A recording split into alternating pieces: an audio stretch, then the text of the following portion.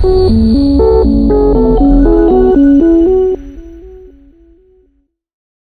అండి, నేను మీ Naveen Kumar, colours world 46 YouTube channel నుంచి అండి. ఇప్పుడు మనము వీరపల్లికి వెళ్తున్నామండి, శివాలయంకి. స్వయంభూ శివాలయం అండి.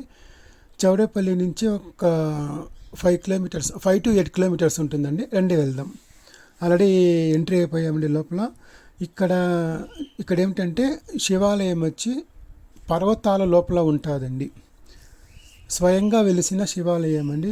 చుట్టూ పర్వతాలు, ఎత్తైన పర్వతాలు ఉంటాయండి.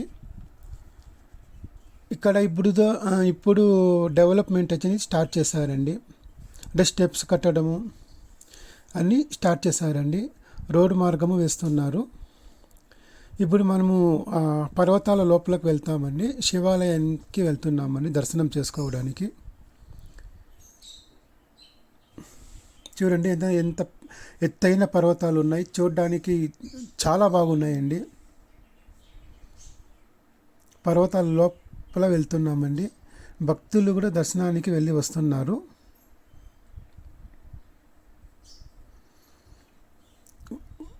గృహలాగుంటుందండి. ఆ గృహ లోపల వెళ్తూ ఉంటే ఆనందమే వేరే మాదిరి ఉంటుంది. ఈ మెయిన్ ఎంట్రన్స్ అండి. స్వయంగా వెలిసిన శివయ్య అండి. స్వయంభూ అంటారండి. ఇక్కడ ఎంట్రన్స్ దండం పెట్టుకొని లోపల వెళ్తున్నామండి. మేము వెళ్ళే టైంకి టెంపుల్ అనేది క్లోజ్ చేశారు, కానీ చూడొచ్చండి శివయ్యని. ఫస్ట్ అమ్మవారు,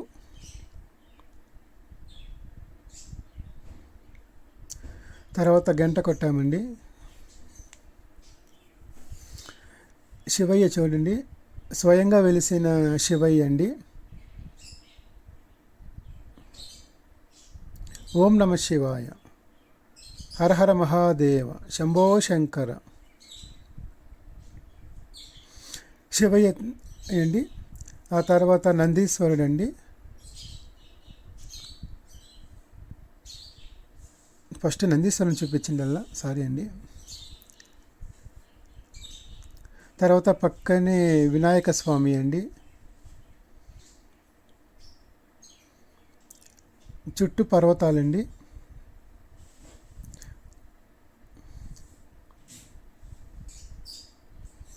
చూడండి పర్వతాలు ఎంత బాగున్నాయో.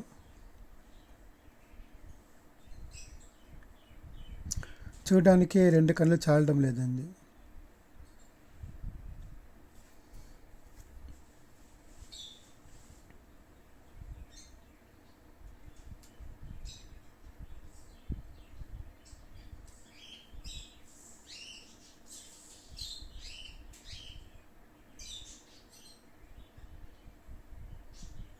చుట్టూ పర్వతాలే అండి. ఎక్కడ కానీ ప్లేసే లేదండి. చుట్టూ పర్వతాలతోనే కప్పబడి ఉందండి. ఒక గొడుగులాగా కప్పబడిందండి.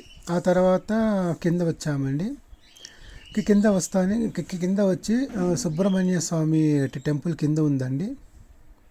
ఇక్కడ ఒక మంత్రం కూడా పెట్టారండి. చూడండి మంత్రము.